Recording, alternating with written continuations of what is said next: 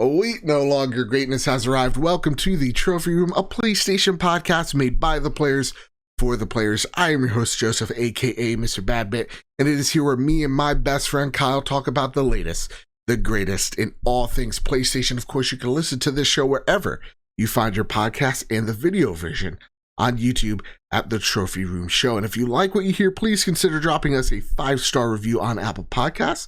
Or if you really, really like us, you could toss us a buck our way over at patreon.com/PS Trophy Room. So with all that said, and with all that out of the way, the greatest co-host who ever is, who ever will be, Mr. Kyle Stevenson. How are you, sir? Very tired, and honestly, Joe, Yeah? real talk, Yeah? my little shtick I do during the intro, I've done for 3 years straight, right? Yeah. Tonight Yeah. felt off. Why? It felt like, not on your end, I'm just saying my like movements and weird things that I do for video viewers, thought it felt alien to me.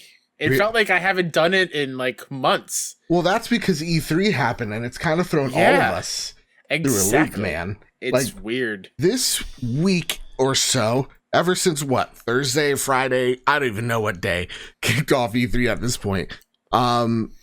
We've just been full steam ahead. You more than me, of course, but like it's been a crazy past 6 days or so. Yeah, probably saw, my God, 450 plus games. Yeah, being announced, and I mean some are probably like doubling up here and there, but yeah, there were a lot of games. especially on the indie side, which you covered. Oh yeah, a lot. So yeah, no, it's been a week for sure.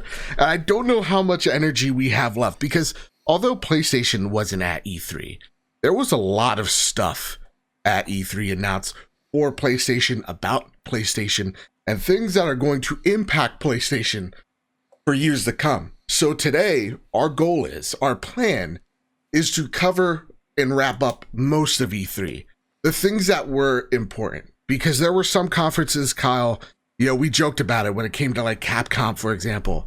This was a 30-minute conference that could have been an email. That's what a lot of these conferences felt like. And even like I heard the worst one was Gearbox because Randy Pitchford was super cringeworthy. And I feel like Randy Pitchford might be the Michael Scott of the video game industry at this point. 1,000% yes. Yeah. So like I've watched Scott's Tots episode enough to not want to see what happened to Randy Pitchford. He is 100% going to do a future E3 showcase or PAX showcase in a Chili's. Like, absolutely. Without question, it's gonna happen. He's gonna hand out Dundies. No, they'll be called Claptraps. No, they'll be called the Randys.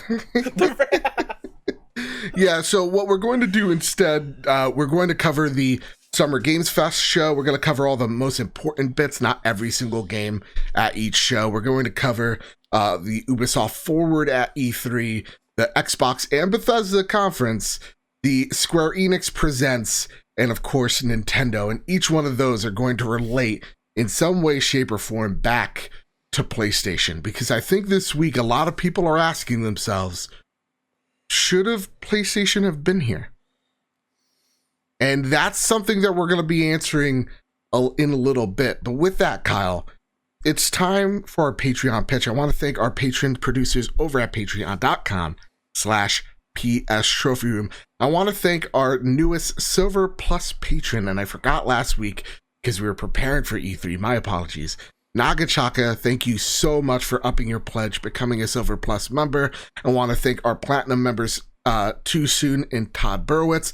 I want to thank our Gold producers, Chaotic Monkey, Gavin Goffrey, Griffin West, Jose Jimenez, Jedi Master Ren, and Metal Kirby. I want to thank our Silver Plus members, Hide Indoors, Nagachaka, Marcus O'Neill, Oh, It's Just Ray, JB the Purple Monkey, Jadis Vaughn Metal, Tim Ulf, Justin Rodriguez, Robbie Bobby Miller, and Awesome Dave. Thank you all so much for making this podcast possible each and every week. And what we say each and every week is if we ever got you through a long car ride, tough day at work, the global panorama, whatever the case may be, it really does help us out. We toss us a buck our way over at patreon.com/PS Trophy Room. With that, Kyle, we have a huge episode. Again, we're going to cover most of E3.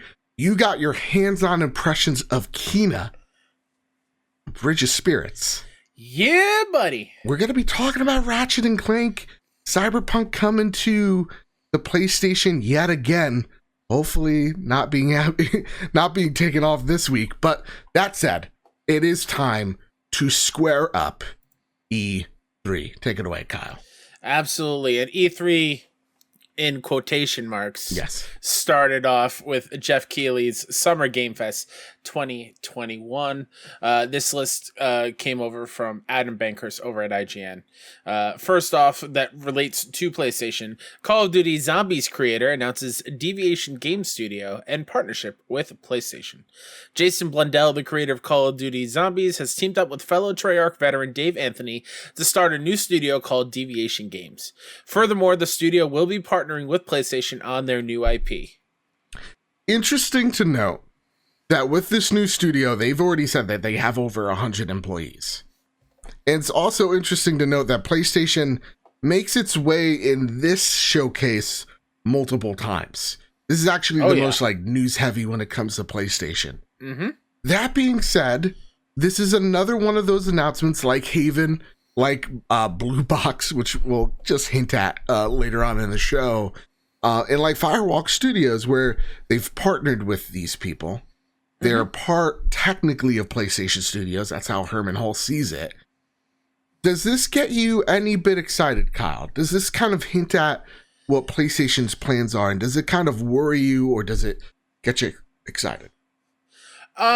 It doesn't worry me from the standpoint of them making these kind of deals, because I think that's kind of awesome. And I think if it does pay off, this is kind of what I want to see out of just organic growth of PlayStation Studios, of them buying studios in the future or working with them and having exclusives with these other teams. Like, that's was my biggest criticism or bummer about just Xbox buying all of Bethesda. Like, I'd rather see an organic growth from some of these brand new studios. The only thing that worries me is the two guys that were on stage felt very much like dude bros.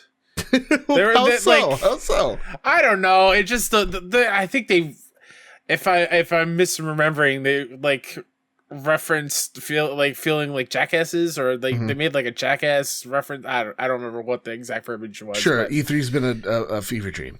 Yeah, it just felt like they, I don't know, just too dude bro for me, I think. Okay, fair enough. Yeah, it is. It is something I want to get a quote over from Rebecca Valentine of IGN. This is coming from the PlayStation blog, where Bumdell, sorry if I totally butchered your name, the owner of this studio, says, "We're drawing on what we've learned over at our collective decades making games. We're also out to make something fresh and brimming with innovation like you've never experienced before," Brumnell wrote. "We are not afraid to say that our ambitions are super high. We're setting out to make a huge, rich game with a focus on a lot of action and a lot of energy. But let's leave it at that for now, and hopefully it won't be long before we can share more." This is a team that Sony has been working with for the past year and a half. This is the team that originated the Call of Duty Zombies mode. And that kind of excites me, because we've seen a lot of cooperative-based multiplayer games, especially at this E3, where I feel like a lot of companies feel like this is the next evolution of where multiplayer is going to be headed, that a lot more people are interested in the PvE co-op online experience than going head-to-head with other players. So seeing that this studio has a pedigree for multiplayer has me excited that PlayStation understands that there's that thing missing in their portfolio, a void that they could fill out here with Deviation Games. That said, it seems like they're giving just like seed money to all these little developers and growing their studios from the bottom up. And that's great and all, but I wonder how sustainable that is for the long term. Like, as much as this excites me, because these devs, when you partner with PlayStation, you're called XDev. These teams, consist of that of like From Software. From Software's worked with Sony. We've gotten Bloodborne. It's an amazing experience, right? But where's my Bloodborne 2? It's like, okay, so after these projects are done, what's your long-term idea for this IP? Are you going to then pick this studio up and put it as your PlayStation Studios, like officially, or are you going to have it by a game-on-game basis? That's the only thing that kind of worries me there, is the long-term longevity, the 5 to 10 year plan. I don't know if it's there, you know? Because for every Returnal, which has been, for my experience, pretty darn great, there is right now Destruction's All-Stars to kind of take a look at, you know? Yeah. And that just worries me when we talk about making these studios or giving them the PlayStation Studios name of like, are we watering down that name? Potentially. Sure. You know? Sure. Only thing that worries me. Yeah. How about this next one, though? How about this next one? Death Stranding Director's Cut announced for PS5. Hideo Kojima came by Kickoff Live to announce that Death Stranding Director's Cut is coming soon to PS5. This is something that a lot of people wanted, surprisingly. Yeah. Like, Twitter really was excited by all this. Yeah, and I think it's the way that Kojima kind of announced it. First, of course, you got like Kojima and you got Jeff there, and Jeff's just stroking Kojima's ego. But then you get cut to a new portion, a portion we've never seen of Death Stranding, where like Norman Reedus and his fetus are in a basement. And it's very much set up like a Metal Gear Solid, like, you know, arena. The little vent that Snake crawls in the earlier games, the rat that runs into it, to the box of oranges that he hops in to try to hide. Like, it was... I was watching it just like, what is happening? How did he get away with this? Yeah. Is that a tease for something bigger, Kyle? Because there's rumors now that we've seen where it's like this Blue Box Studios, what is obviously, they teased a game called Abandon in April, and they're like, that's not even the real game. That's just an idea of what we're working on, and it's coming out later. When you take a look at their social media posts or just their logo, it's literally like in the Sony font. It's very lazily slapped together. There's only one person working at the company, which if you take their first, the letter of their first name and the first letter of their last name, it's the same abbreviation of Hideo Kojima. Like, people are trying to put things together where it's like, Norman Reedus was in a blue suit. He jumped in a box. Blue Box Studios, question mark? Oh, I don't think Kojima's renaming Kojima Productions or doing a thing with a different studio. What I think that Metal Gear style trailer is hinting at, though. Yeah. I think they got David Hayter, or he got David Hayter, the voice of Snake, to be one of those holograms in Death Stranding. Okay. And maybe he's in that base or whatever, or you have to save David Hayter. Or, I think that's kind of the hint there, possibly. Right. I really do not think... That was a hint for something bigger. I don't know. Yeah, because a lot of people point to the Metal Gear Solid, Phantom Pain, as like he did the same thing where he created a fake studio, a fake director to talk about this game, and everybody's like, seems like you're making Metal Gear Solid. He's like, no, I'm not. We're our own studio. And then a few months later, it's like, okay, you got us. It's Kojima. We're making this. Yeah. A lot of people just really want Silent Hills to be made from Kojima, and I just don't think that's happening. So, what's that? I'm on their Twitter now. Yeah. Yesterday, they tweeted out, guess the name, Abandon equals first letter S, last letter L, reveal coming in blank, hashtag PS5, hashtag exclusive. Yeah. Then they followed that up with, we wanted to set things straight. We have no relations with Konami. Silent Hill is owned by Konami. We do not have any relations with Hideo Kojima. It was never our intention to tease the name as Silent Hill. We sincerely apologize for this. I don't believe that for 1 second. I don't know, Joe. I really don't believe that for 1 second. You don't go out there going, hey, we have a name for a game, first letter S, last letter L, and not have people who already think that you're this is the making of a Silent Hill game. You know, like people already have suspicions of you. You're teasing them on purpose. I don't like that. That said, though, there is a tease here with a real tease for the director's cut of Death Stranding. Jeff Keighley said we'll see it in a few weeks. Yeah. A few weeks. We're thirsty here at PlayStation for some news. Uh-huh. Do you think this is part of their state of play that we're going to be seeing? Yes. I honestly think, Joe, next Tuesday, we'll hear news of it being out on Thursday. I think next Thursday, we will have the PlayStation. I do. Because I think the last state of play was also like a 2-day buffer. Of like, here, come see Horizon in a couple days. Okay. And get ready. Same thing with the PS5 unveiling. I'm pretty sure it was only a couple days of notice. Yeah. So I do think that little hint of in a few weeks you'll hear more. I don't think that means one night live, the Gamescom opening night live. I don't think it's that far away. Okay. I do think PlayStation is doing their own show, and it's closer than I think everyone realizes. Wow. Okay. I think beginning of July. That's what I'm kind of thinking. That's fair. So 2 weeks? Yeah, 2-3 weeks. Maybe 3 weeks tops. That said, are you actually excited for this Death Stranding's director's cut? Absolutely, I am. I think when we played that game, we loved Death Stranding. Yes. It's fantastic. And then when you think of what the PS5 does with the sound, 3D audio, in addition to the DualSense controller, and just feeling what walking around in that world is going to feel like with the haptics and the rumbles or whatever, I think it's going to be fantastic. Okay. I do think it's a little weird that this is Kojima's game. Is it his first game a director's cut since he's the director? True. True.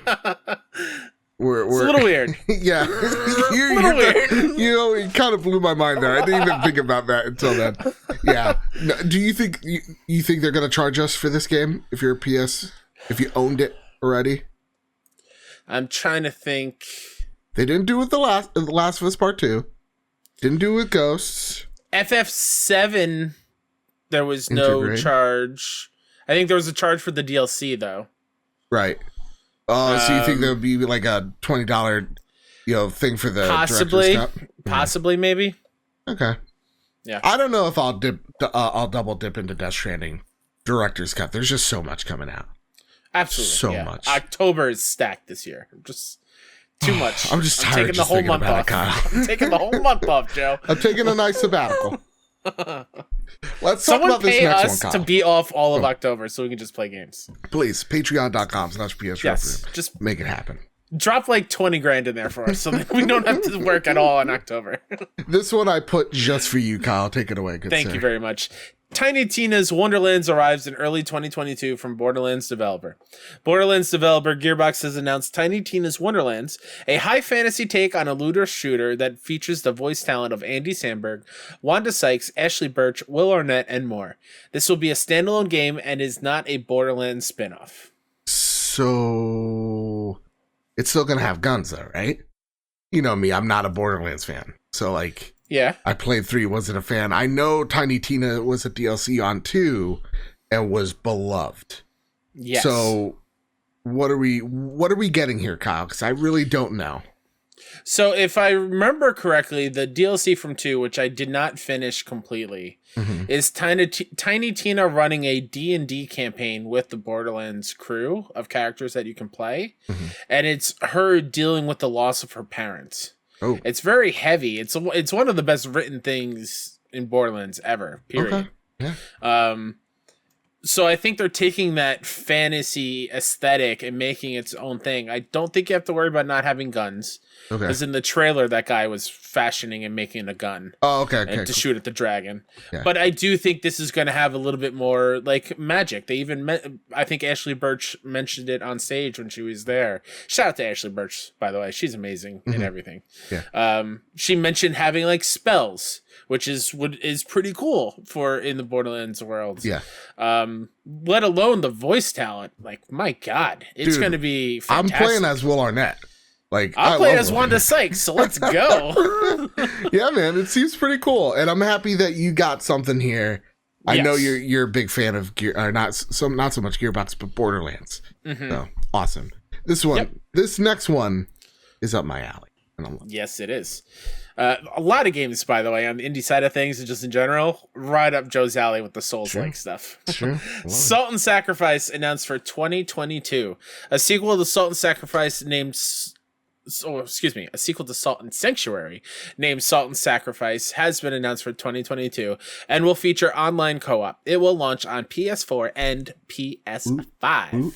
I know my good buddy Sin Vendetta loves Salt and Sanctuary. That's a game that I definitely do need to get into because these games are blatantly a 2D, Souls game, and they're really good. So awesome to see that. Awesome, I believe PlayStation even said like this is one of their indies, that they're flaunting out there.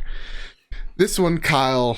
I'll talk about this one. I'll intro this one if you don't mind. Real quick though, yeah, I do want to shout out an indie. I think this will fit in perfectly in the context of these two, because a lot of our audience, along with you, loves Bloodborne. Yeah, game of the There's generation. a game called Hunt the Night coming up on Steam. It is a Bloodborne Castlevania inspired retro artistic pixel art style game. And it looks gorgeous. It looks like up everyone's Bloodborne fans' alley. So Hunt the Night is the name. Okay. It's beautiful. It looks fantastic. Let me continue. Thank you. let me intro this next one because I feel it in my mind. Well, a lowly tarnish, playing as a lord. I command thee hype. Kyle, it's here. Elden Ring, let's go. My goodness, the release date is January 21st, 2022. This comes from Nibel with an interview from Software's Hideki Miyazaki. This game will have a 4-player co-op. It will have 6 major areas that will function as a distinct dungeons ruled by demigod characters that you don't have to follow in no order. A hub world that connects them all, catacombs, castles, fortresses, mini dungeons, etc. Kyle, this game, this trailer, I have played every single day since its release, multiple times a day just to feel something again. And all of a sudden, I have all the energy. You guys know. When I was like, all we saw is like, we've just seen a CG trailer. We just seen a logo. My excitement is at the floor, right? That's what I've been saying for weeks. Seeing this here, Kyle, seeing the trailer, seeing the gameplay, seeing the bosses, the art design, everything, Kyle. Beautiful. I've never been so hyped. I often say it's been 2,276 days since the launch of Bloodborne. Well, Kyle, I'm changing the counter. All right? I'm changing the counter starting today. It's been 218 days until we get our hands on the Elden Ring. Can't wait. This, Kyle, this seems like not just the culmination of everything From Software's done, because you got the jumping from Sekiro, you got the night aesthetic from Dark Souls, seems very Dark Souls-esque, but a lot more fantasy-esque elements in terms of like the magic really does seem like there's one part where he makes the knight makes his sword like this huge like a lightsaber. just lightsaber. Yeah, it's amazing. That's the George Railroad Martin there for you. That's the George Railroad right there. Not just that, but it's also when you talk about 6 areas connected to a hub world, that screams to me Legend of Zelda Ocarina of Time. Yes, Kyle, you got a question. Is that not the same as like Bloodborne or Demon No. Souls, where everything has a hub world and you can go off in all the different spots? So what would usually happen is, let's take Bloodborne, right? You go to a lamppost and then you go to the Hunter's Dream, right? Yeah. Mm-hmm. From the Hunter's Dream, that's just a little hub area that you have like all your crafting, upgrades, the whole 9 yards. Sure. Right? Yeah. what this is saying here is it's a hub world akin to like an Ocarina of Time, where there is still an area, mini bosses, an open world to explore. So you don't have that one little hub house or little corridor where you have all your things. This is a whole big world. You know, with mounts, you being able to have 3 of your friends play with you, and apparitions that you can collect along the way to help you through battle as well. Cool. I am so in on this game, Kyle. I know. You've sent me gifts and just the cover art multiple times. It will continue to happen. It will continue to happen until release. I'm so sorry. I'm so this is one of my favorite moments of the past 6 days, because you and Mike, I was with both of you when this got announced, and you were both over the moon happy and ecstatic, and that's why I watch reacts to E3 conferences or video game conferences, because I want to see people who are fans of games freak out over something that they love so much. So I'm happy you guys got that. I'm happy as well. This made the last 5 days of just work really worth it. Awesome Dave does write in from scale to Dave. I'm saying it because you're saying it. Don't put it on the counter. Scale to banger to extreme banger. That's 2. How hyped are you? Again, I'm saying the words he's saying. I'm not saying it. I'm not endorsing it. How hyped are you for Bloodborne? I'm so hyped for it, I can't contain my excitement. Kyle? You can't break the habit, Joe. What? Do you not realize what you said? No, what did I say? You said, how hyped are you for Bloodborne? Oh, sorry. It's so ingrained in your brain. It really is. It's a part of me. I thought about it again. I'm like, what if in this next state of play, I know there's no chance. But like I see it, I'm like, and I got a little emotional. I'm like, I don't know what I'd do. Maybe cry, maybe throw up, maybe both. I'm extremely excited. Like, you know, we're going to talk about what the game of show is a little later. I'll expand on that, but it's definitely this by a mile. As you know, people know around here who listen, I'm not the Souls guy. I played a couple for a decent amount of time each, and I got frustrated every time. But to me, this does look really cool. I really dig the enemy design in this trailer, like a whole lot. Like whatever that king is with like the third giant arm coming out of his shoulder. All the arms. That thing is freaky, and I'm into it. And like I enjoy George R.R. Martin's stuff with Game of Thrones. Like I enjoy the worlds that he builds. So if it's close to that kind of world and the type of great gameplay that From Software brings, I think it's going to be a great game.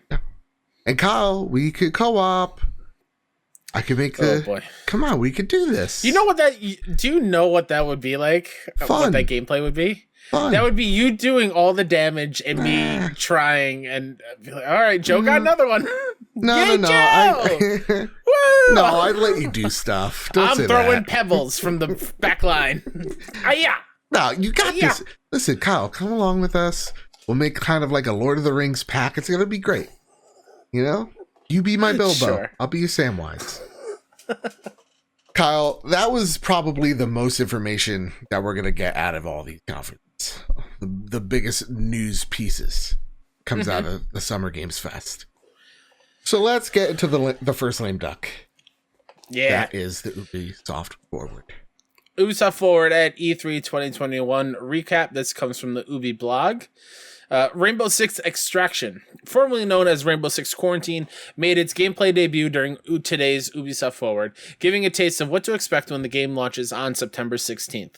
With development being led by Ubisoft Montreal, Rainbow Six Extraction is a PvE co-op experience where you and up to 2 other players can form a squad composed of Rainbow Six operators who have joined Ash, Mira, and Thermite to form the Rainbow Exogenous Analysis and Containment Team, or REACT for short. Oh my goodness. I'm proud of you for saying all those words. I wouldn't be able to do it.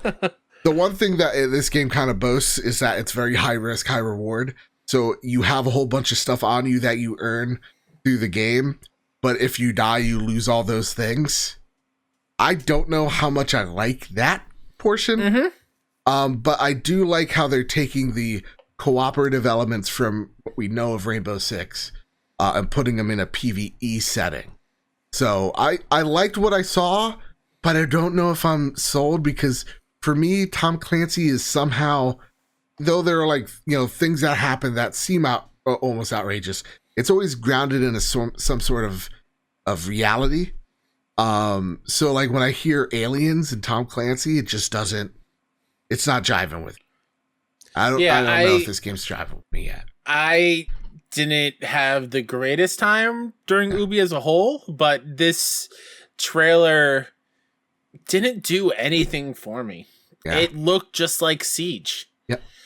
That's all it did. It looked like Siege, but with aliens as enemies. And aliens that look like come from other games with aliens or zombies. Yeah. Like it doesn't feel like it's this true new version of a game where we've gotten other kinds of this game already. Yeah.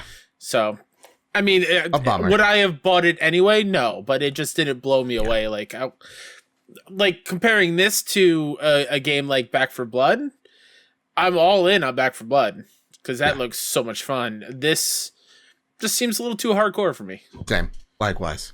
Let's talk about the next one, though. This one, pretty exciting. This one was pretty cool. Riders Republic launches on September 2nd. This game looks like a whole lot of fun. Yeah. Like just being able to like do snowboarding that's kind of similar to like Tony Hawk, or doing like BMX down a hill, or like the wing gliding thing. This is an awesome game that like you don't see a lot of these games anymore. Nope. Right? It seems like with SSX, it's like everything after that just doesn't exist anymore. It's kind of sad.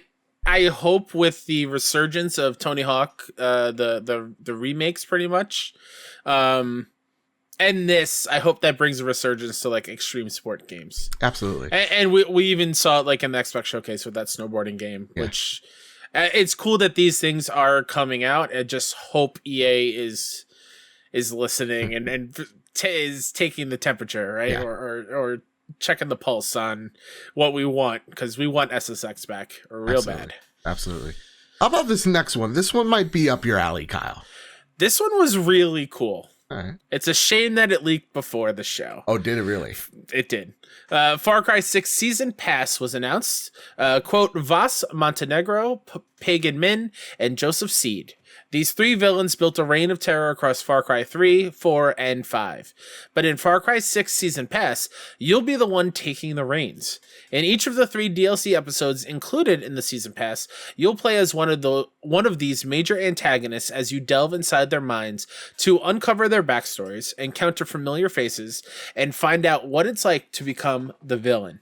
In addition to Far Cry Blood Dragon is also a part of the Season Pass, and that's the first time it's going to be available beyond, I believe, the PS3 360 era, which is awesome. That game's rules. I'm going to say this. I'm in Far Cry 6. Stop showing me stuff now. Yes. You've made it, so I'm buying your Season Pass. Yes. Because this is cool. Yeah. As much as I hated 5 and Joseph Seed, not a great villain. I love Voss and Pagan Min as villains. I think they're really cool. So yeah, I'm very excited. Yeah, I'm very excited. It's just the thing is, we saw this game, I feel like last week-ish. Then we see it again here. Then we see it again at the Xbox show. It's like, we get it. Far Cry 6 is coming out. Yeah. Stop bombarding me with it. I'm getting tired of it. I mean, here it is. Honestly, that is I think the major thing as to why E3 felt a little down, because when it comes to Ubi and Square Enix and Summer Game Fest or whatever, a lot of these major AAA games we've seen in prior showcases this year already. Absolutely. Like they're showing the same thing multiple times a year, and I think that takes away from like the shiny factor. Like look at the shiny new game. I think it's really more of a detriment than a benefit. Yeah, I'm 100% with you. Also, there was a new Mario plus Rabbids game, but that doesn't have to relate to PlayStation one bit. No. It's a great game. Better than Mario Odyssey, and I stand by it. Kyle, here's the one thing that I was very much surprised didn't leak out before this conference. Take it away. Same. Avatar Frontiers of Pandora welcome to the year 2009. That's from me, or whatever year Avatar came out. Showcasing game footage powered by the latest iteration of the Snowdrop engine. Releasing in 2022, Avatar Frontiers of Pandora is a first-person action-adventure experience developed by Massive Entertainment, a Ubisoft studio in collaboration with Lightstorm Entertainment and Disney. I'm looking up, when did Avatar come out? 2009, you're right, Kyle. Congratulations. Oh, yeah. Go for it. Interesting to note. Yeah. Something I learned after Ubi. I don't think I told you this. Go for it. You're gonna be in the movie. You're gonna be in the sequel. No, God, would that'd be awesome though, right? Yeah. See my mug up there as one of the Avatar aliens with the little tail beard. and just plugging it in everywhere, just seeing what happens. You know what I mean? Yeah, man. What I heard and what I think was out there after this was the people who are in charge of the Star Wars license for gaming. They saw this behind closed doors, and that's why they gave Massive a Star Wars game. Really? Because they were so impressed by what they're doing with Avatar. That actually gets me super pumped. So that's why I wanted to add that in here a little bit. Okay. I'll try to find exactly where that was from, just so we can give credit to the source. Please. But yeah, I think that's cool that they saw this and were like, you know what? We trust you with Star Wars. Yeah. Like, we're impressed. So here's one of the biggest franchises, if not the biggest franchise in the world. That's awesome. Honestly, this conference I actually liked, and I'm the only person on the internet that does. But that being said, it dwarfs for what we're about to see. And I preface this by saying, I know everyone. We are a PlayStation podcast. We are a PlayStation-centric podcast. But what do we say here? We love all the consoles. We love a good Xbox. We appreciate a Nintendo when they deliver us stuff. We like them all. We want to cheer them all on. When Xbox does good, that means that it's going to stoke that competitive fire to make PlayStation great. That being said, there are 30 games to be shown off here. We are only going to talk about 3 that very much goes hand in hand with PlayStation in some sort of way. So, Kyle, take away the first bullet point from the Bethesda Xbox Showcase. Just to add to that, it was the senior vice president of Walt Disney Games, Sean Shoptaw, who revealed that information about the Star Wars. There's an IGN article that Joe Screbbles wrote about it, so you can check that out. Cool. Yeah, Xbox Bethesda, easily the best show of the weekend by far. This is for me again. Adam Bankhurst from IGN wrote a rundown of some cool things that happened. Starfield release date announced, Xbox exclusive confirmed. Bethesda started off E3 2021's Xbox and Bethesda Games Showcase by showing off more of Starfield and confirming both a November 11th, 2022 release date and that it will be an Xbox exclusive. Oh, put that in bold. Guys, give up the dream. Yeah. Bethesda's a part of Xbox. Okay? Yeah. We had months to go through this. Yeah. The question I learned this was months answered. ago. Yeah. I've come to grips with this. There was one site, I don't know who they were, but it was like will it come to PlayStation 5? So who knows? And it ballooned into this, snowballed into this argument online, as it often does. And then so much so where Pete Hines had literally said, "Yeah, sorry, it is what it is." Kind of what. Yeah. It's like it's even out of his pay grade. You know, and once again, it makes sense. Yes, you don't spend that kind of money and not have it only be on your platform. Yeah, they spend the money. They probably overpaid to make a point, and they got this. They got this. Starfield, look, in honesty, didn't blow me away. I was impressed by the in-game engine stuff. That looked cool. I was impressed by the later interview where it's like, this is going to be like a bigger RPG than Skyrim. It's a Han Solo simulator. I'm in on all that. But what I saw from the CG didn't get me, didn't get my blood flowing. But it's cool to know that this game is coming out 11 years after to the day that Skyrim came out on. So that's pretty rad. Cool. But again, and it's on a brand new engine. Yep. So it's not going to be the regular Bethesda engine, so it's going to hopefully not be as buggy. Yep. I think the thing that excited me most about this is, you're right, the in-game full CGI trailer. Didn't do a whole lot. It was a cool way to announce the date, like it was in game on the dashboard. But the artwork that was tweeted out afterwards of like some of the production frames or stills, whatever, of the hand-drawn art that they're trying to aim to hit. That stuff looked gorgeous. So if they can hit that in this game, it's going to be fantastic. Yeah. Xbox exclusive. Just settle down. Okay? Yes. It's okay. Breathe in, breathe out. Maybe play this game on your PC. Maybe don't. It's up to you. Yeah. I'm going to try it out. Absolutely. I'll give it a go. It's fine. Everything's fine. Everything's good. That's all right. Breathe into the bag. Let's get into this next one. Halo Infinite confirmed for holiday 2021. First multiplayer footage shown. Halo Infinite's multiplayer and campaign have been confirmed for holiday 2021.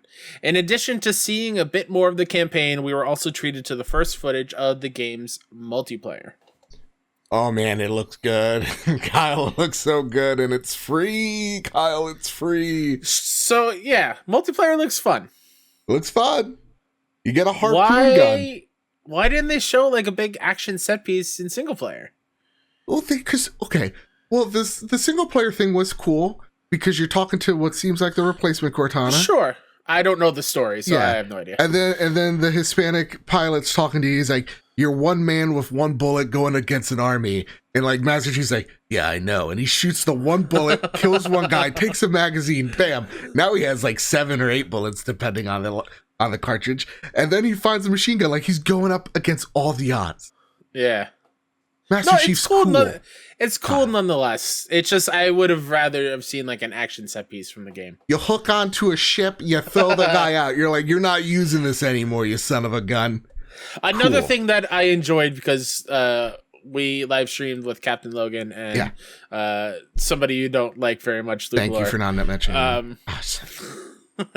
I enjoyed watching everyone else freak out about it. Like it's very cool. It looks fun. I can't wait to play it. The holiday 2021 though is interesting that it doesn't have an actual date yet. Still. I think if Halo's smart, it's September. If they're smart, as much as I love a good Halo, and this game looks sweet, hella rad. I'll even say, if that's allowed. You know what? Striking for the record, it can't go against Call of Duty though. It can't. No. We've seen Halo do that, and it not go so well. So I really think the earlier the better. And also, I just want to play it sooner. So there you go. Sure. There you have it.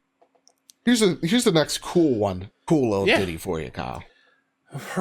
Forza Horizon 5 announced takes the series to Mexico. It's set to be released on November 9th, 2021. I think this was a showcase right here. Oh, yeah. This looked like an actual picture. Like there's a tweet going out of like a river and a hilltop, and you think it's real. A lot of this until you actually see the cars, and the cars kind of look like a video game. Look real as all hell. And I'm like, this looks wild. When they had the dev talking about it as it was going, there was a section where they were like, yeah, we filmed the sky in 12K for 24 hours. So the sky in the game is the actual sky. That's nuts. It looks gorgeous. Yeah. A game that is 100% pushing the urge to get a Series X sooner rather than later. It's the most anticipated game of the Expo, from what I understand. It won some type of award like that. For good reason. Game looks great. I'll play 45 minutes of it and then drop it because you know me with races. But it's cool. I always like the Horizon series. I really do. So it looks rad. That's the next point I'll take away right here. Go ahead. 27 out of the 30 games shown are headed to Game Pass day and date. These games included Halo Infinite, Forza Horizon 5, Starfield, Redfall, cool looking vampire game. Oh, Redfall. Hades, the beloved Hades, The Ascent, all these games coming to Xbox Game Pass. And I think when we take a look at what they did here was when you look at it in the grand scheme of things, it's not the best showcase I've ever seen. But what it gives you is this perfect roadmap of this is what the Xbox ecosystem is here into the next 2 years. And this is only a sample of what you're going to expect. There's more to come. And most of these games, all you have to do is sign up for that $9 to $15 subscription service. This is the thing that I think, just everything in bold, Xbox Game Pass is something that is, I think, could be the Achilles heel to PlayStation.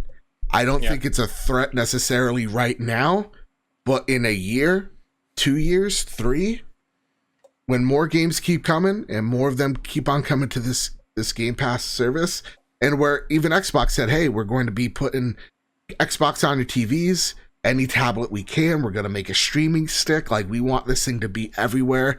You'll even have it on your Xbox One. You'll be able to play cloud Xbox Series games on. We want you to be able to play these games anywhere. That's a real threat. Mm-hmm. Because as much as I love Last of Us, I love God of War, I love all these games. We're talking about 30 games in the span of the next year or two that are just $15 a month. That is a threat. I don't know. What do you think here, Kyle?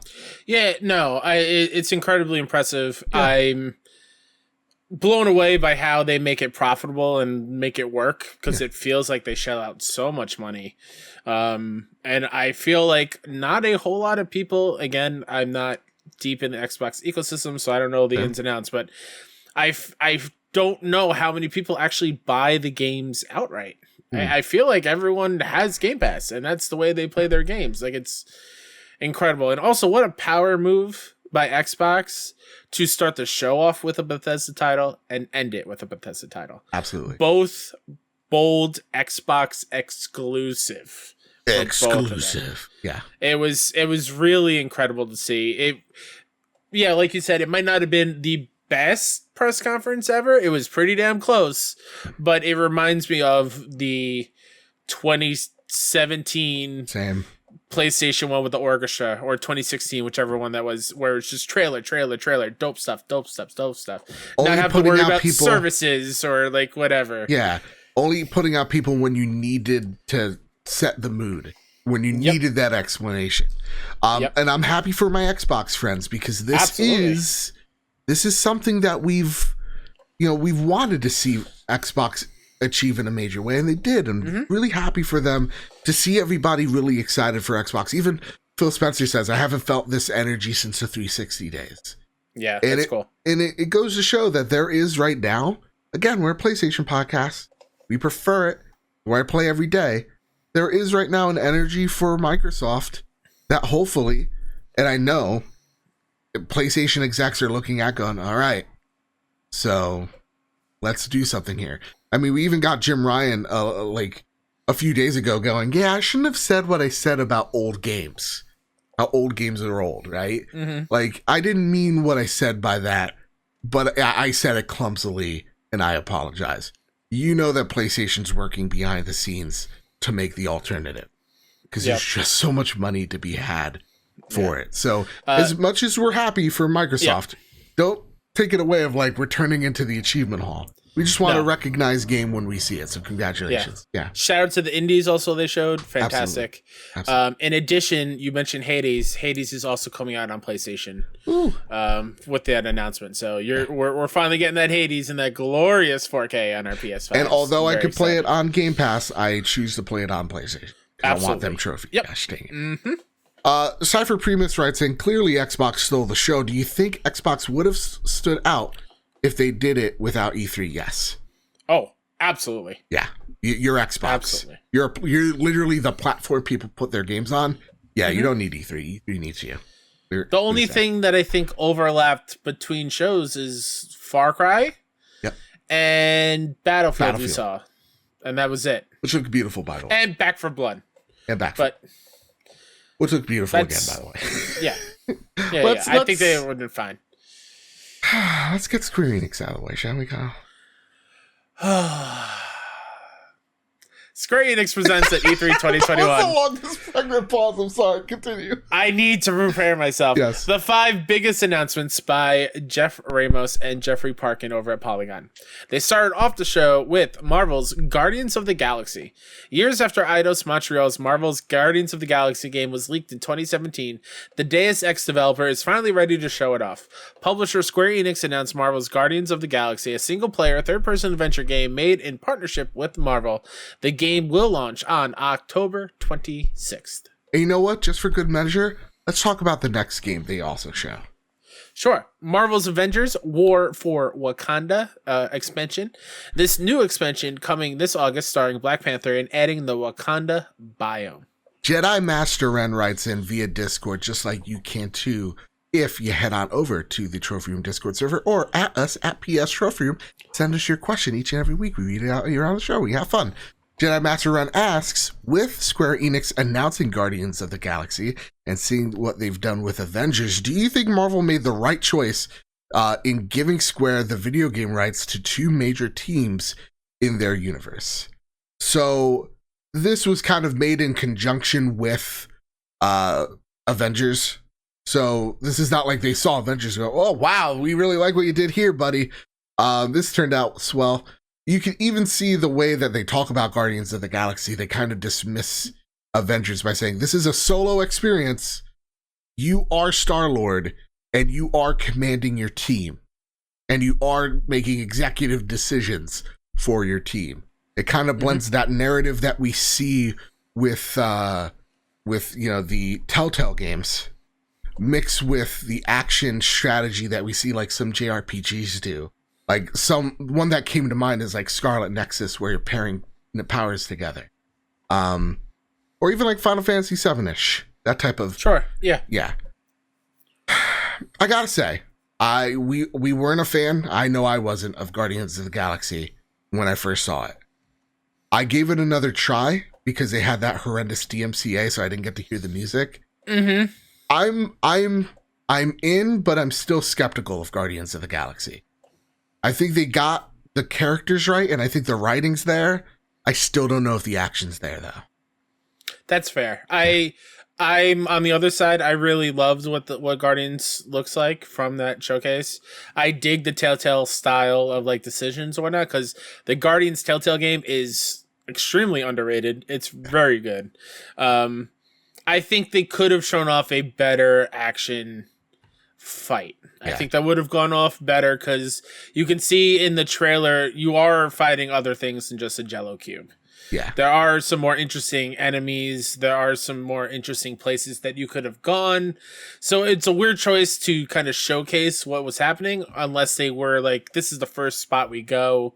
We don't want to show you too much, which I can respect, but it's a little bit of a bummer going from that trailer, which was super awesome, and then spending way too long on gameplay and take up half the show for it. And gameplay that looked all right, but like the enemies you're fighting aren't like knights or something. You're fighting literal like Jello shots, and that look just not that great. So again, Guardians, I'm still skeptical. I do need to see something from that game. I don't necessarily know what, but it's cool.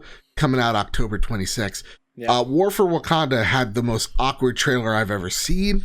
I'm just going to state here, Kyle, this game is dead after this year. We'll see Spider-Man, and I think they're going to call it a day. I don't see a future in this, sadly. So I think the story's going to be cool. Okay. I do think the story's going to be cool. I'll give it the benefit of the doubt. I think this trailer sucked because it was the problem of, we saw everything beforehand not that long ago. Yeah. They could have just shown the Wakanda part, and it would have probably hit much better. Yeah. Black Panther's cool. He looks cool. You are fighting more robots, it looks like. And Claw becomes a big, giant person. So it does look it looks generic, but if the story of the writing's good, I'm gonna at least play and experience it. Well, you and Luke Lore have fun with that. Babylon's Fall. That's the next one we saw. 3 years after its initial announcement, Babylon's Fall got a new trailer with more details during Square Enix's E3 2021 press conference. This action RPG can be played alone or with up to 4 players. The game's latest trailer also revealed the live service aspects of the title, as well as a call to sign up for a closed beta. This is also a PlayStation console exclusive. Yes, and it does not look great. It's taking the combat that we like from Nier Automata. They keep on prefacing that. But the thing that doesn't look great is the art direction that they took here. I went into their deep dive and they said that that they were inspired by oil paintings from from the medieval era.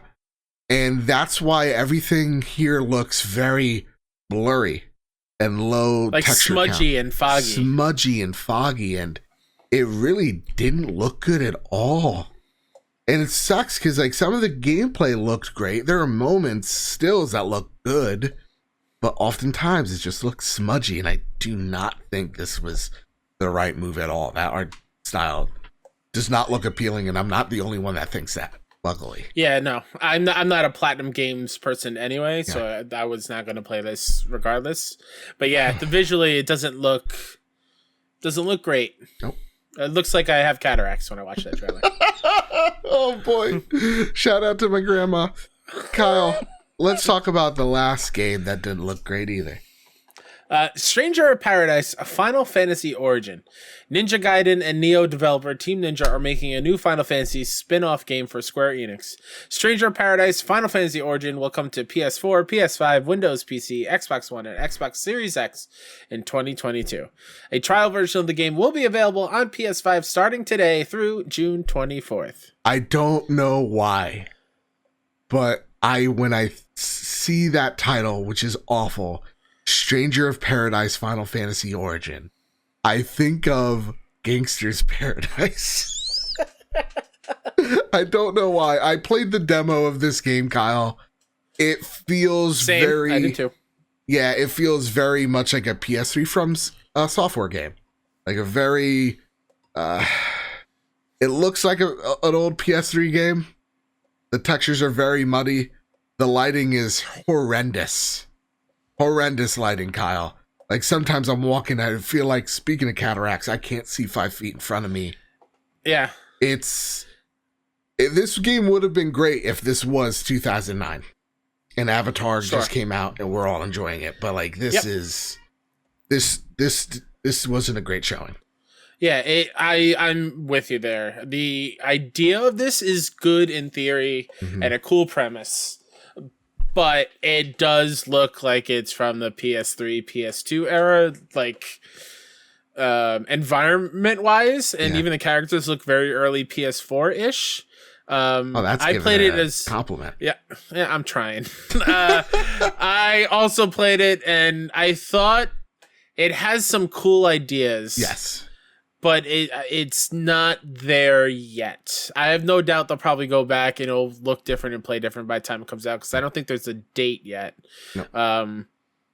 But yeah, everything just seems very bland. Yeah. My least the one thing in the combat played fine. The one part of the combat I really love is like the soul shield. Yes. Where like you can parry attacks and then gain that ability and use it against other enemies. That's really cool. My biggest issue with the combat, though, Joe, is you have 2 buddies and they don't do anything. They don't do anything. And sometimes they do things. Nothing. Yeah. Sometimes they do things. Sometimes I don't even know. Moral support.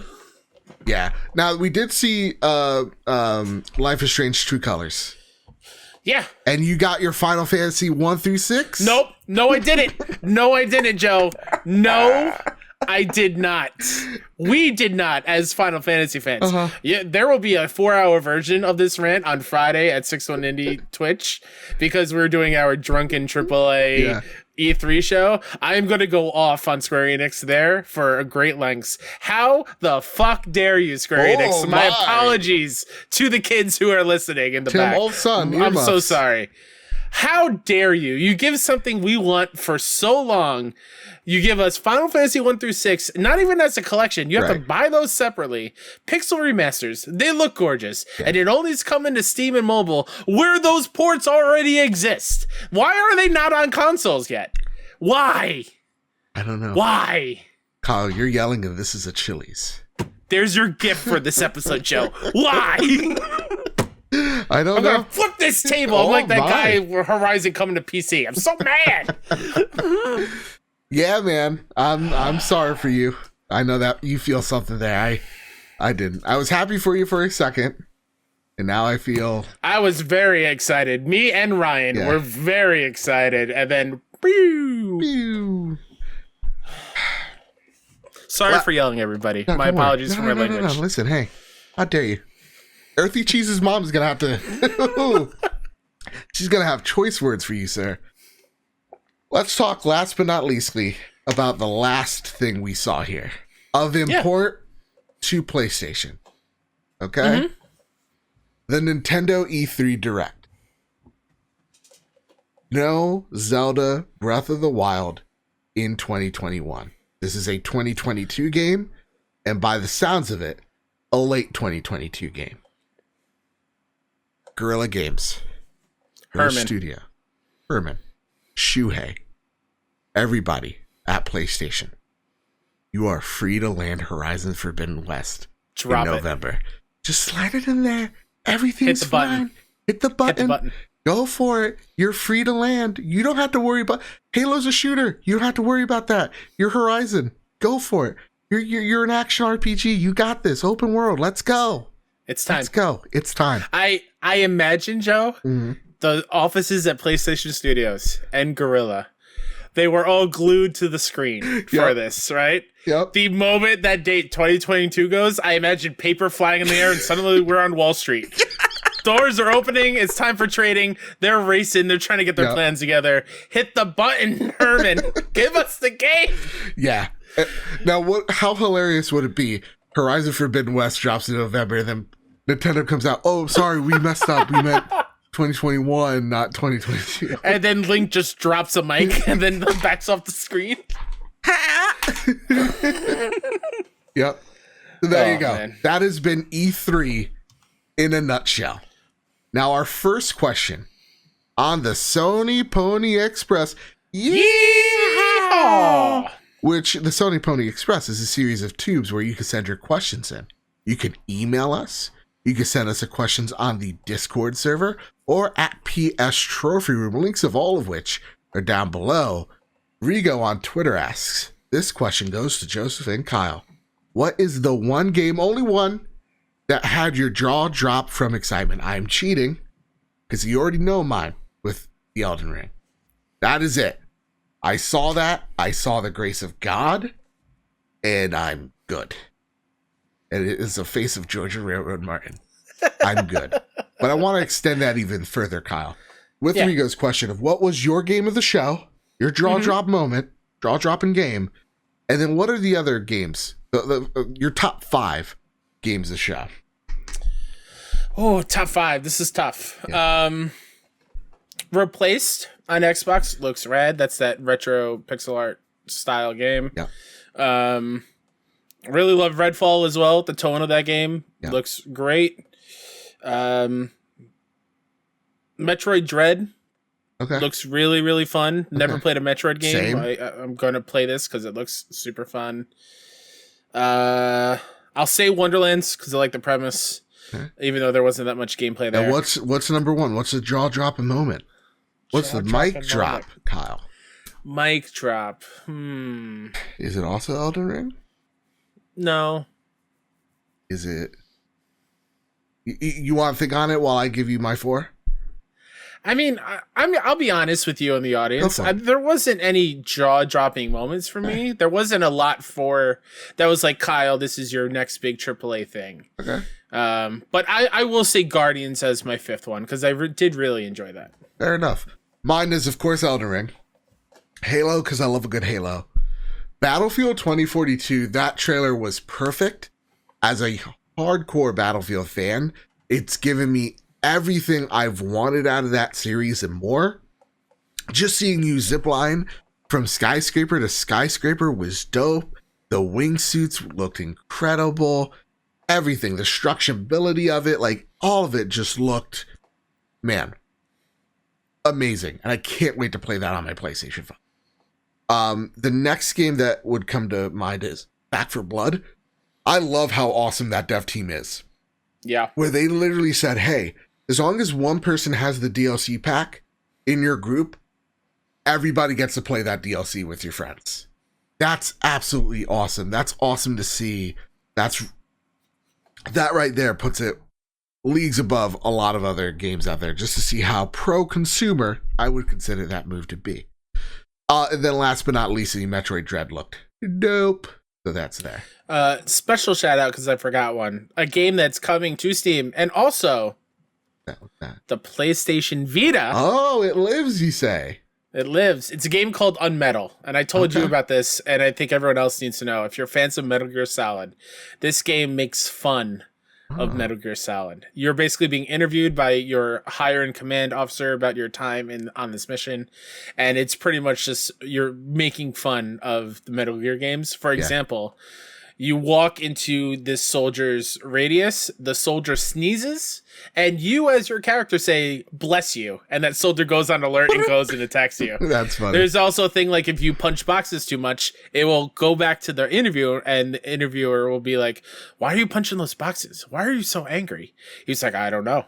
And then it just goes right back into the game. Nice. It's very fun. It looks like the old school Metal Gear games. Check it out. All right. Excellent. That said, Chaka Chaka writes in. E3 this year was okay for me. Not horrible, but not amazing. And Nintendo and Xbox were easily the highlights. So my question, did PlayStation miss out by not showing up? Or did E3 miss out by not having PlayStation? This is the question of the show right here, Kyle. Mm-hmm. Did PlayStation miss out by not being at E3 this year? Nope. How so, Kyle? Because people are still asking what PlayStation has in store, and it's still at the front of everyone's minds of like, how are they going to counter Xbox's show? Okay. Looking forward to PlayStation. What are they going to have to combat what all this awesome thing Xbox has to do? I think Nagachaka hit it with the second part of this. I think E3 misses out again with no PlayStation, because it could have, if PlayStation was there and it was a traditional PlayStation conference, we have no idea what they were going to show. But if they were there, it would have brought the quality of all the conferences way higher. Yeah. It would not have, like the Ubi and the Square Enix show would not have brought everything down, because Nintendo and Xbox brought it. Yeah. As far as I'm concerned. So if PlayStation was there, it would have been even better. Yeah, I think a lot of the things that weren't shown, like why didn't we see Final Fantasy 16? You know, Forspoken, or even for the Capcom stage, like they talked about fighters, but we didn't see a new Street Fighter, which is interesting. Because from what I'm aware of, it's the last season of content for them. Like it's over at this point. And that Pragmata game that was shown at a PlayStation show last year. Right. So like there are games obviously missing here that could be at PlayStation State of Play. I would say, did Sony miss out? Yes. I think you just gave Xbox a week of really amazing PR. You gave them a lot of energy by being this silent. That said, will it matter when you drop your State of Play? No. I think what we often think is like, we think it's a zero-sum game. It's not. I like what Donnie Reese over at the Xbox Empire said. This is just marketing. We oftentimes get way ahead of ourselves here, and we put our emotions in things that we often should have, and just think of it like, this is just Xbox's marketing push for their fans and people that are interested or may be interested to their ecosystem. Just like whatever this next State of Play is, it's just one big marketing push for people that care like us, the people that may be interested, or people that are making that decision. Do I want to go out there and buy a PlayStation 5 right now? And I think those are all great questions to ask, and you'll see it when PlayStation drops their thing. Now, that said, PlayStation has now a lot more on the line. They really have to show us something, their roadmap. It has to be impressive. So it's not to say like, oh wow, like, you know, PlayStation's got nothing to lose. They do, but it's, again, not zero sum. It's not like they're out of business if they don't wow us. But that said, I think a little bit of column A and column B there. I think PlayStation misses out a little bit, but I think E3 more so, way more so. Yeah, again, PlayStation could drop their thing. They are a platform that everybody puts their games on. They can drop wherever they want. Mm-hmm. But when your competition's there and they drop something pretty massive and you're nowhere to be seen, I can understand a little bit of a cause for alarm. But that said, again, we're all fine here. I think when I think about the worried about PlayStation and their response kind of thing, and worried about Xbox taking a lead, I put in quotation marks because fanboy stuff is awful. I think about what happened a couple months ago with the Xbox news coming out nonstop, and PlayStation was real quiet, and then PlayStation shows Horizon, and PlayStation has a couple news things, and then all that gets washed away. That Jason Schreier article, gone in the past. Like, no worries whatsoever. So I think, Xbox has a little bit here, but if you're a PlayStation fan and worried about the future, don't be. The moment their state of play or showcase, whatever happens, you'll be like, okay, we're good. We're good. Okay. I saw that Horizon coming out in November. We're fine. Yeah. Exactly.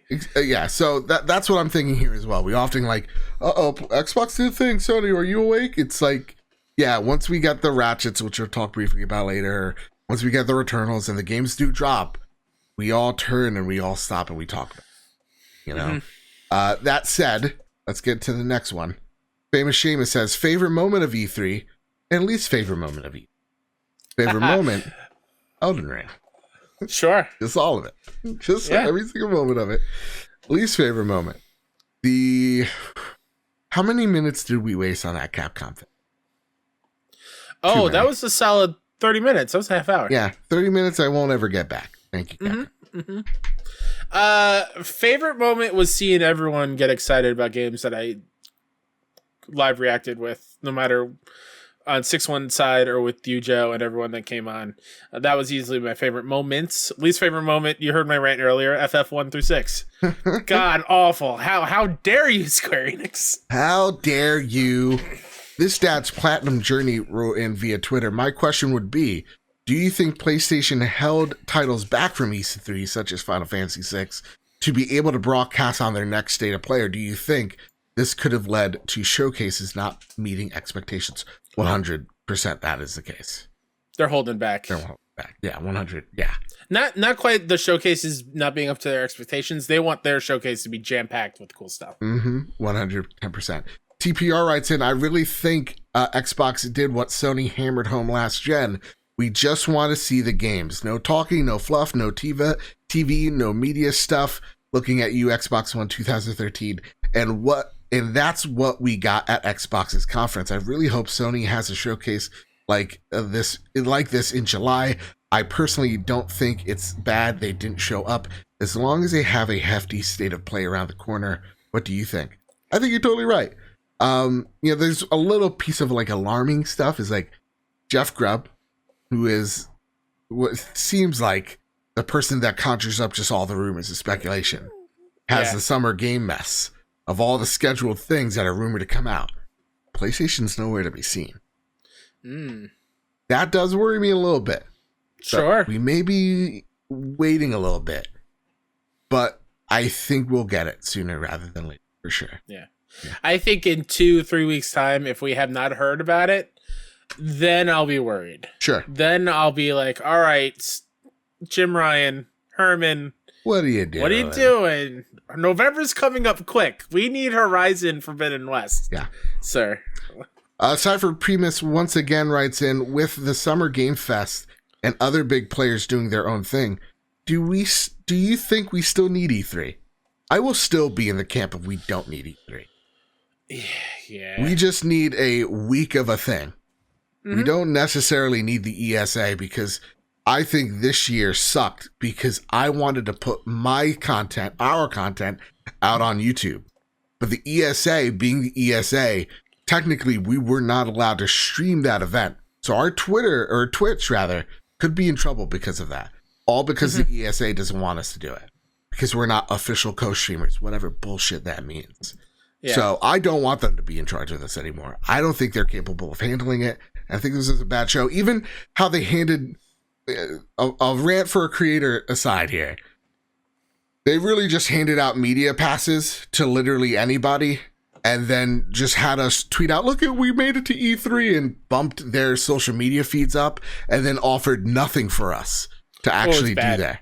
It was bad. It was a PR stunt. I will say shout out to Freedom Games, because they actually had appointments to book, and I got to play 2 dope games with them. So shout out to you. Other than that, it was a bunch of businesses and like already video game journalist sites like pitching their stuff. It was not great. It wasn't great. Not great at all. I really think that was a very as a person somewhat in the PR scheme, I know exactly what that is, and that is 100% shady, and I did not like that one bit. That said, that's a rant for another day, and this episode is looking to be the longest one yet, and I'm very excited because we got some Flash news, Kyle. Some quick things to know. We're out of E3 territory. We're now into the Flash news.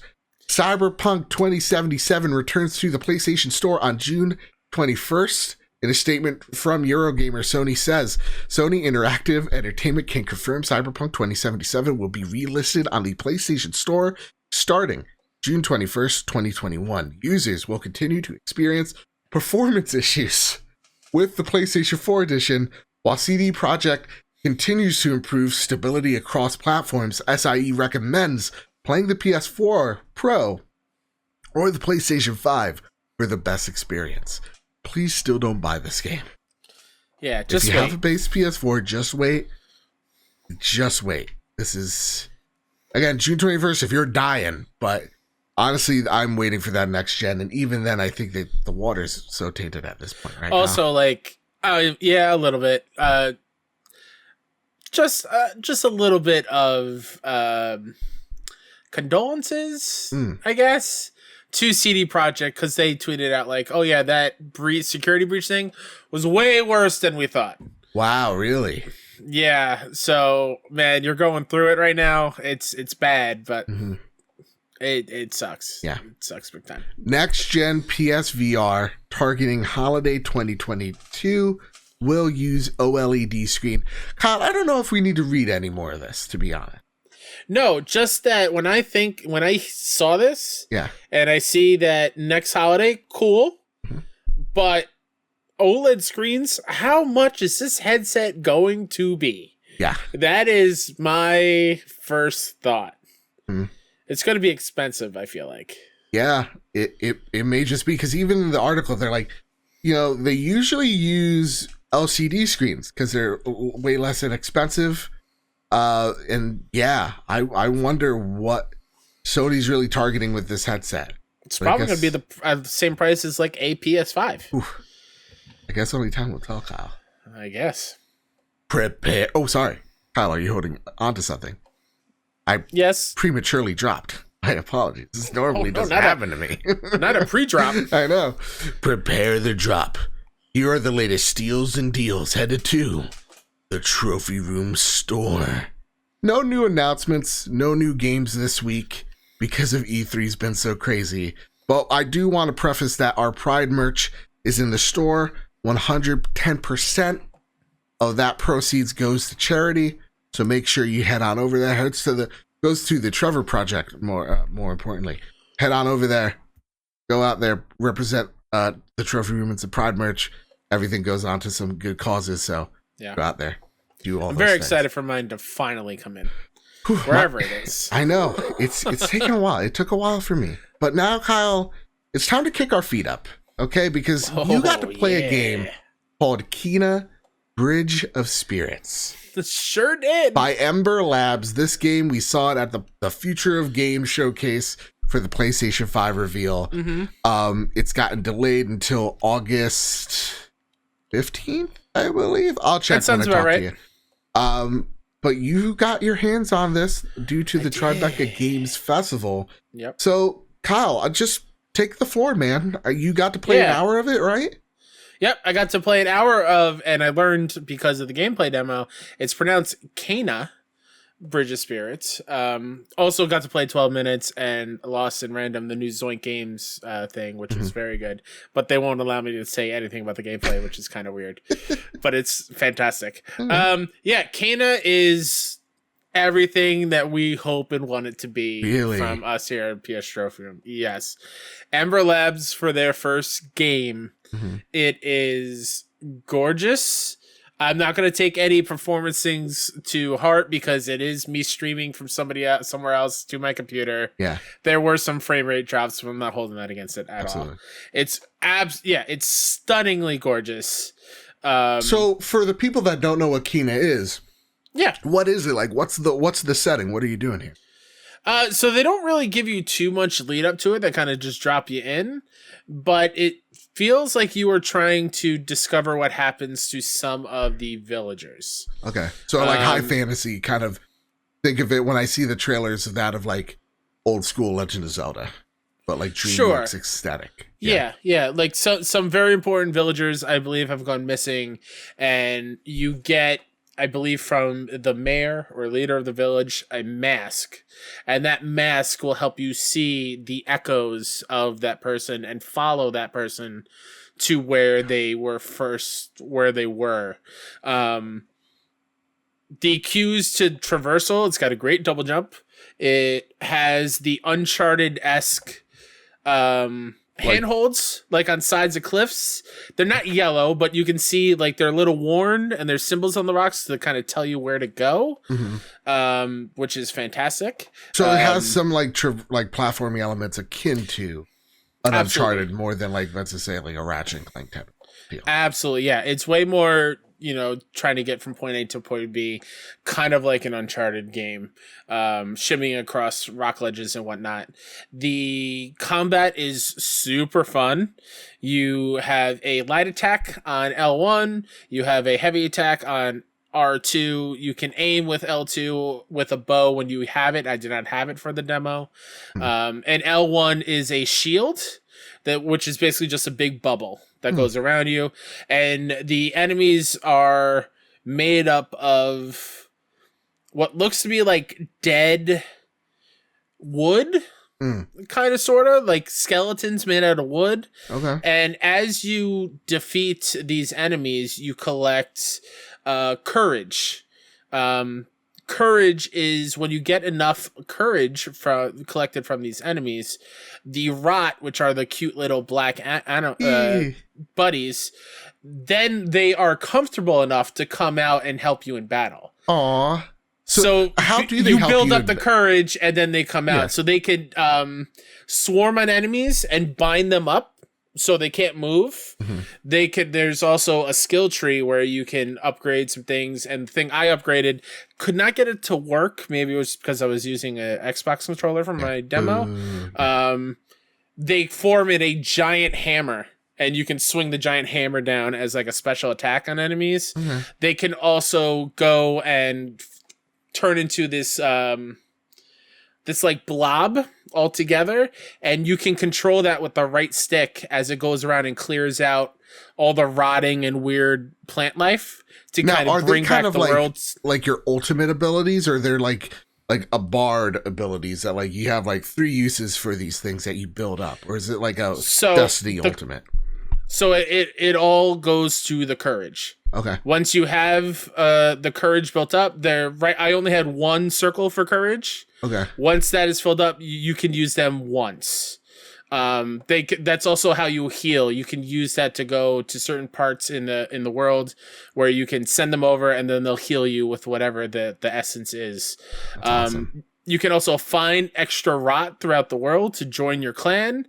There's a point like where you're swimming through the water, and you look behind you and they're swimming along with you. It's super cute. You can actually sit down with them and just hang out and give them kisses and high fives and hug them. High five. It's really, really adorable. You also have to use them for environmental puzzles. So there is one part where you can also press L1, and it does like like a shield blast, like a magnetic field kind of goes off in all directions, and you can use that to ping crystals to light up or to light up lamps when in a dark area. There was one puzzle where you had to use them to move a fallen crystal that acts as like a bounce to reach a farther one away. And so you had to put it in the right spot so when you do the burst, it can hit that additional crystal to bounce it to the farther one, because without that one you wouldn't be able to hit all three to unlock the door. So it seems like these little critters are acting, from what I've been told, kind of like Pikmin in a way of that's like, yeah, you're using them to solve puzzles, but they're also helping you in battle. Do you like collect like these things with you along the way, these cute little critters, or they're just there? Yeah, always? yeah. So like I said, there's some off the beaten paths where you'll find a rock, and you lift up the rock and you find one. Aww. And they join your buddy, and join your crew, and it adds to the number that you have, like in the menus. I think I had 9, but I don't know what the max number is. Boss, I got to play a boss battle, did not get to beat the boss. Okay. That's the one problem with the boss. It was a boss room. It did feel a little simple. Okay. But he's throwing these little minions at you while he is teleporting from 3 different spots, and you have to sprint there quickly and hit him before he disappears. So yeah, it just took a while, and the combat is can sometimes be a little slow with the swings. Like there was a lot of times where I thought I had enough time to dodge roll out of the way, but I was in the middle of a swing and I got hit with it. So maybe that's just me being a little too aggressive or whatnot. Yeah.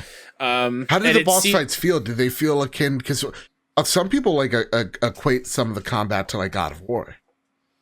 Did you get that type of vibe at all? Do that like 2018? Yeah, a little bit actually. Yeah, some very heavy-handed swings, and with the roll, yeah, I can see that for sure. All right. Yeah, it seems serviceable. Like I said, there's skills that you can upgrade. I'm sure you become even more powerful. And then possibly imagine. Exactly.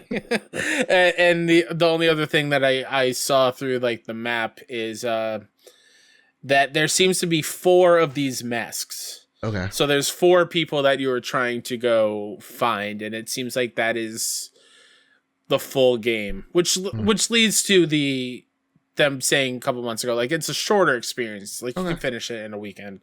But yeah, please keep this up on your radar. This should be a day 1 purchase. It's gorgeous. I have no doubt it's going to feel great on the DualSense and run perfectly fine. Dude. It's going to be a good game. It's a playable Pixar movie. It's exactly what it is. And the voice actress is stellar. Yes. As Kana. And the kids too, who are part of the memory. I don't think they're real or not. I was asking myself while I was playing. Are they real or are they mystery? I don't know, because they kept teleporting to the part where you want to go, and they keep popping up after you're like traversing all these mountains and stuff. So their voice actors are very cool. The mouth syncs also were a little off. Okay, but we could equate that to the first game. Right. Or like it's their first game, so like I'll give them a little bit of a.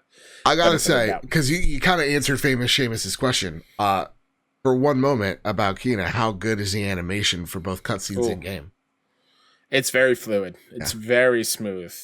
When they're talking like not in a cutscene, it is a little video gamey, but other than that, it's gorgeous. To the spin, double jump, to the dodge roll. She does a backflip sometimes for a dodge roll if you're standing still.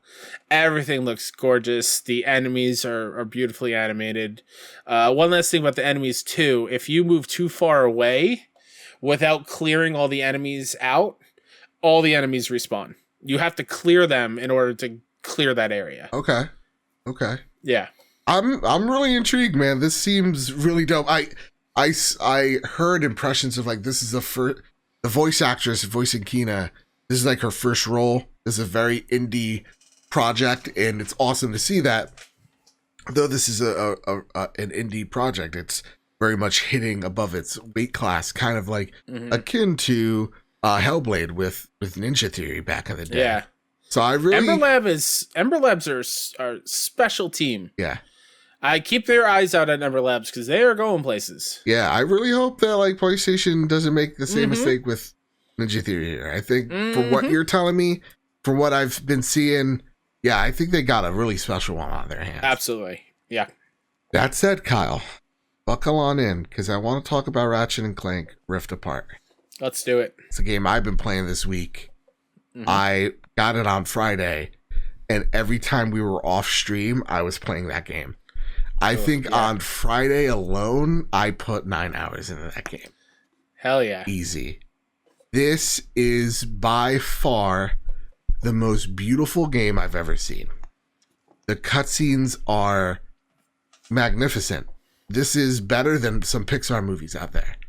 Like it is, and I know like Pixar's always like the ones we go for because that's what we always visualize. It's easy to visualize that in your head. Yeah.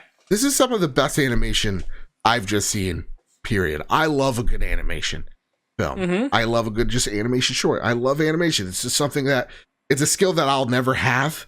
And just seeing it and just it's something special. And that's what this game is.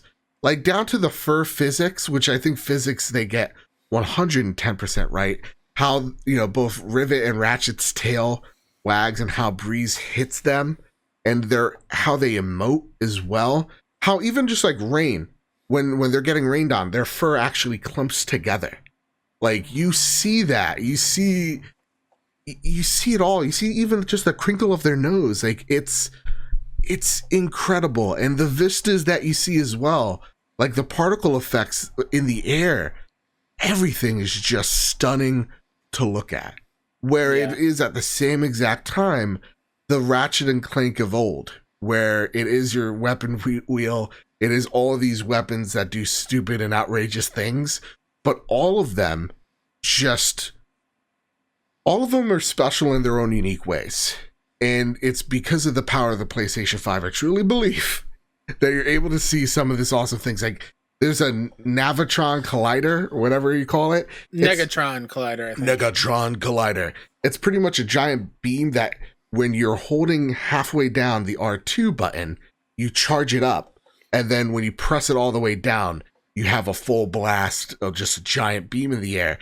You'll actually see the gravity around you and the rocks kicking up when the thing's charging. Like my favorite weapon in the game, Kyle, is the sniper. Because when you get a dome shot on them, they literally just eviscerate. And I put out this tweet. It gets me the same feelings I get when I was watching Thor Ragnarok and the Grandmaster goes to the guy that's in prison. He's like, "Oh, please let me go." He's like, "Okay, yeah, you're pardoned. Pardoned from life." And he just disintegrates the guy. It's the same type of feel there.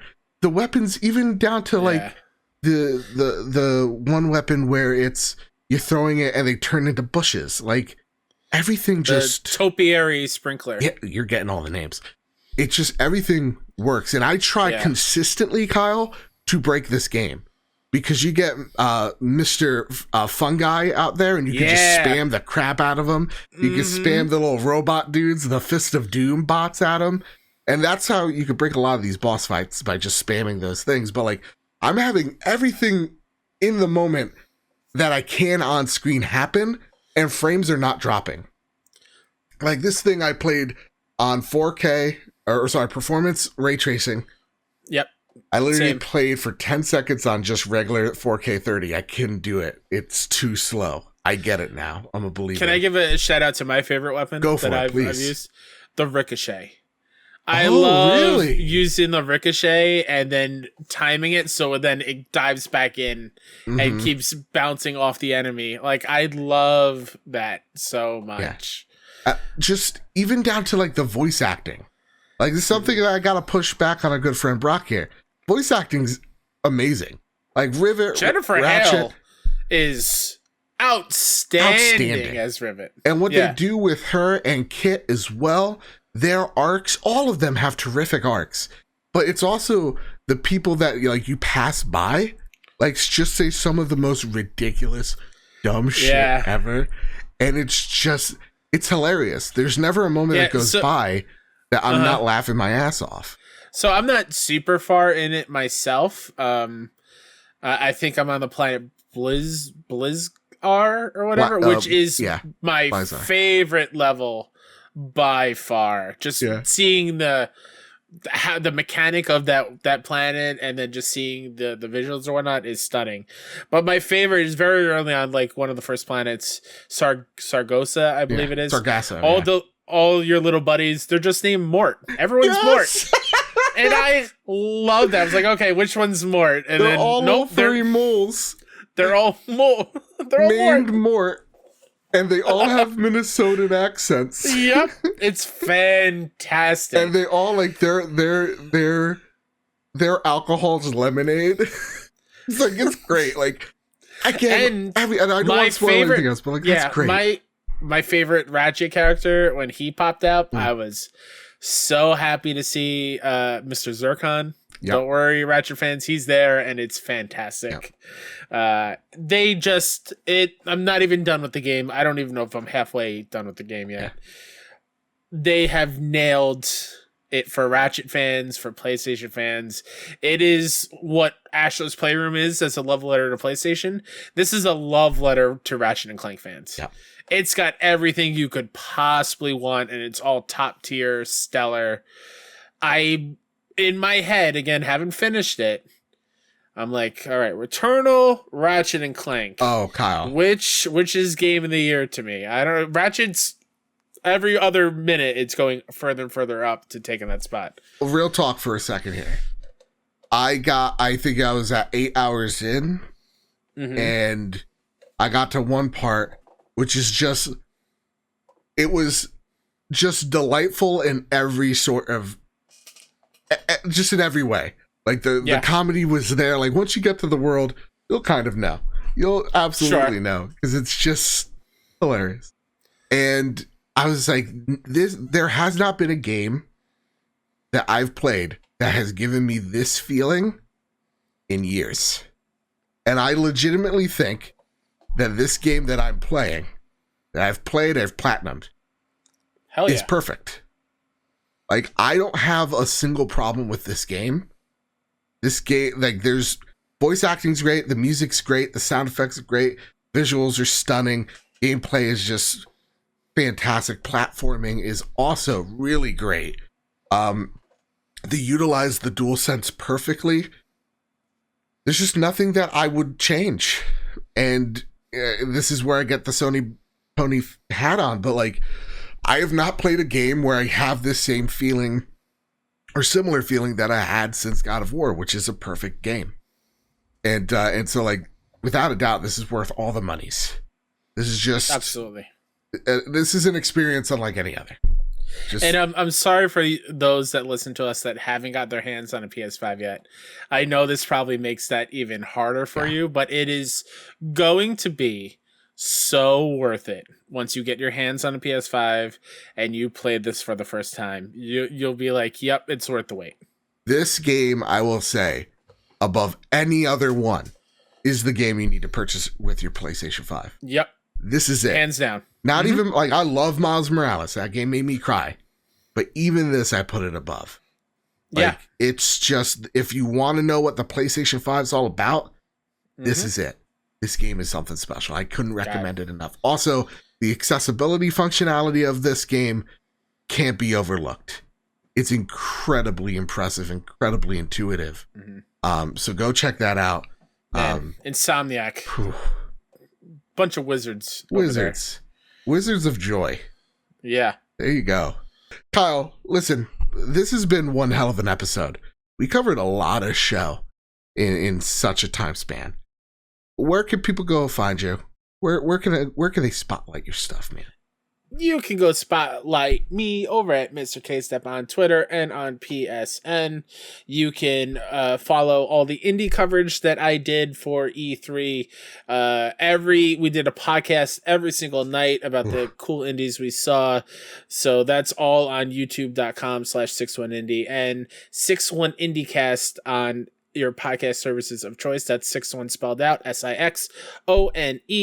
And this Friday, come check us out on twitch.tv/61indie around 9 p.m. Eastern, 9 p.m., 10 p.m.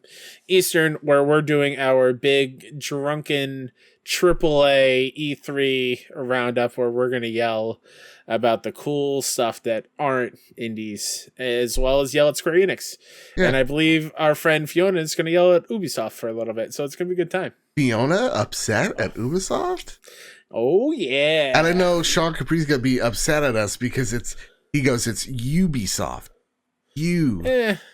I say, you know what? It's whatever. Tomato. It's whatever you want it to be. Yeah. You can find me over at Mr. Badbit on Twitter. You can find the show on Twitter as well at PS Trophy Room. Please, if you haven't already, go throw us a 5-star review on Apple Podcasts. It really does help us out. Boost my ego maybe a little bit too much. And yeah, thank you guys all so much for stopping by with all of our streams. That was fantastic. I did not expect any of that. It's been a long week here at the Trophy Room. I'm still reeling. I'm still recovering. We're still recovering. Everybody, thank you all so much for your support the past week. It's been phenomenal. Find us over at patreon.com/PS Trophy Room as well. Wherever you find your podcast service of choice, you can find the Trophy Room podcast there. And the video version of this show that lands each and every Thursday on YouTube. So with all that said, and with all that out of the way, everybody, keep hunting, keep what's about you, and keep playing PlayStation. See you guys. Love you. Bye-bye.